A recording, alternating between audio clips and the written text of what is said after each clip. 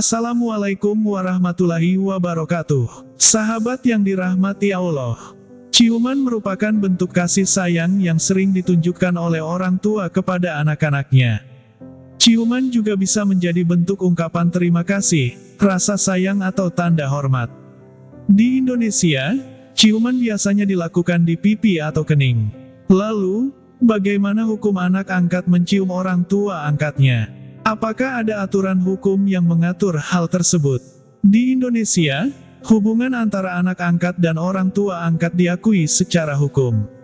Pengangkatan anak diatur dalam Undang-Undang tentang Perlindungan Anak, bahwa anak angkat adalah anak yang haknya dialihkan dari lingkungan kekuasaan keluarga orang tua, wali yang sah, atau orang lain yang bertanggung jawab atas perawatan, pendidikan, dan membesarkan anak tersebut ke dalam lingkungan keluarga orang tua angkatnya berdasarkan putusan atau penetapan.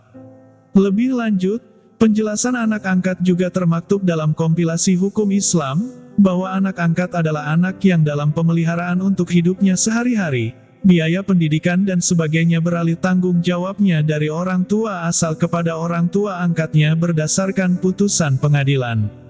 Adapun dalam Islam, adopsi anak tidak menghilangkan nasab asli anak tersebut. Anak angkat tetap memiliki nasab dari orang tuanya yang kandung. Hal ini berdasarkan firman Allah Subhanahu wa Ta'ala dalam Al-Quran, dan Dia pun tidak menjadikan anak angkatmu sebagai anak kandungmu sendiri. Yang demikian itu hanyalah perkataan di mulutmu saja. Allah mengatakan sesuatu yang hak dan Dia menunjukkan jalan yang benar. Quran Surat Al-Ahzab ayat 4. Dalam ayat tersebut, Allah Subhanahu wa Ta'ala menjelaskan bahwa status anak angkat dalam Islam tidak sama dengan anak kandung. Anak angkat tidak memiliki hubungan nasab dengan orang tua angkatnya.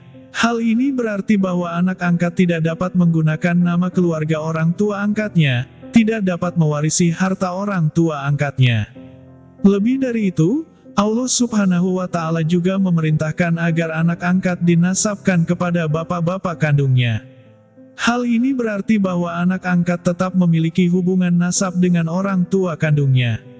Sebagaimana dikatakan oleh Abu Al-Muzaffar As-Samani, dalam kitab Tafsir As-Samani, dalam ayat tersebut, Allah menghapuskan hukum adopsi, melekatkan nasab anak pada orang tua angkat.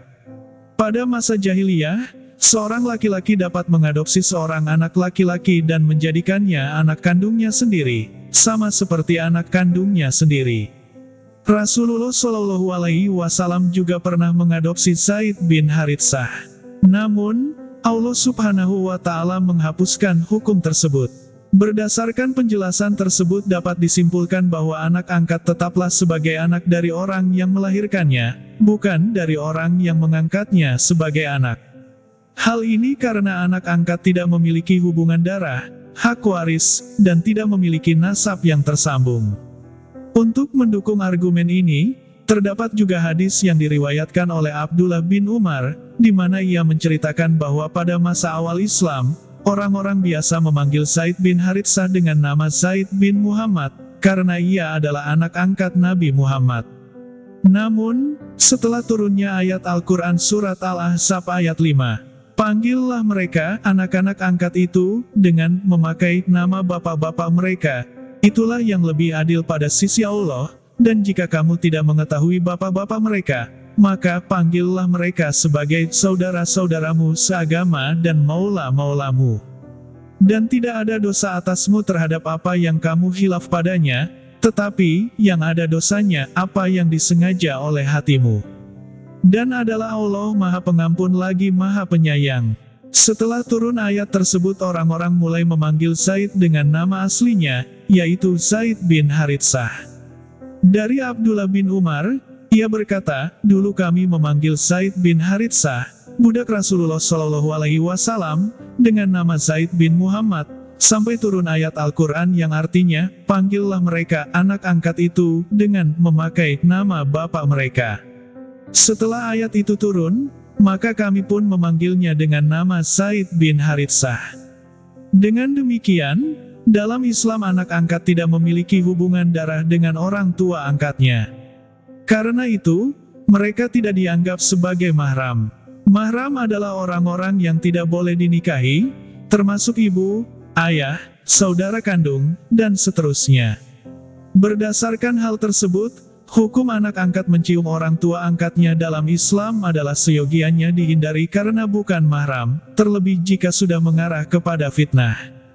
Lantas bagaimana solusinya jika ingin anak angkat menjadi mahram, boleh bersentuhan dan haram dinikahi? Ulama memberikan dua solusi. Pertama, solusi yang paling mudah dan praktis, yaitu dengan mengangkat anak dari kerabat yang masih mahram, maka anak angkat tersebut akan langsung menjadi mahram bagi orang tua angkat. Misalnya, jika suami ingin mengangkat anak angkat perempuan, maka bisa mengangkat anak perempuan dari saudara kandungnya. Karena saudara kandung adalah mahram, maka anak angkat perempuan tersebut juga menjadi mahram bagi suami.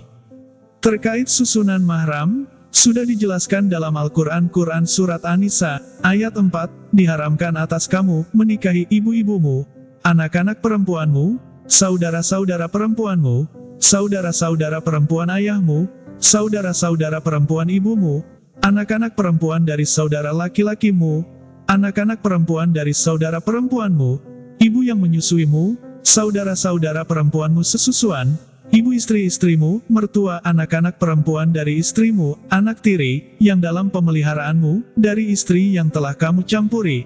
Tetapi jika kamu belum bercampur dengan istrimu itu, dan sudah kamu ceraikan, tidak berdosa bagimu menikahinya, dan diharamkan bagimu istri-istri anak kandungmu, menantu, dan diharamkan pula mengumpulkan dalam pernikahan dua perempuan yang bersaudara, kecuali kejadian pada masa yang telah lampau.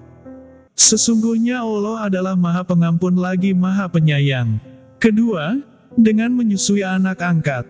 Persusuan dapat menjadikan anak angkat menjadi mahram selama memenuhi syarat.